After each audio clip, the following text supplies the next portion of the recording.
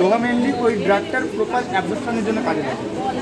এখনকার দিনে modern স্টাডিতে prove হয়েছে যে আয়রনের প্রপার অ্যাবজর্পশনের জন্য ভিটামিন সি খুব ভালো। আজ থেকে 5000 বছর আগে আমাদের যারা অ্যানসেস্টার ছিল তারা আমলকি দিয়ে ধাতু লোহ বানিয়ে, আমলকির মধ্যে ভিটামিন সি থাকে, তার সাথে লোহা আছে, তো প্রপার আয়রন অ্যাবজর্পশনের জন্য এই মেডিসিনটা খুব ভালো। এবার কাদের এটা দেওয়া হবে? যাদের খিদে ঠিকঠাক হয় না, শরীর দুর্বল, অ্যানিমিক পেশেন্ট, অম্লপিত্তজনিত সমস্যা। অম্লপিত্ত মানে কি? হাইপার অ্যাসিডিটি, মুখে টক জল উঠে, মুখ টক হয়ে থাকা, সবসময় অ্যাসিডিটি হয়ে থাকা, বার্নিং সেন্সেশন হয় খাওয়ার পরে, তাদেরকেই ধাত্রীলোহ প্রেসক্রাইব করা হয়। এটা হলো ভাস্কর লবণ।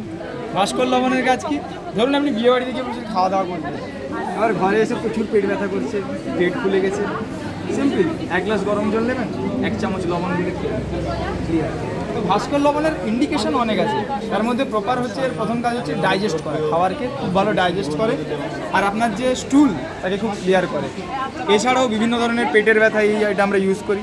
এবং প্যানক্রিয়াট, বর্তমান স্টাডিতে দেখা গেছে প্যানক্রিয়াটাইটিস জনিত সমস্যায় এই মেডিসিন দুর্ধর্ষ রেজাল্ট।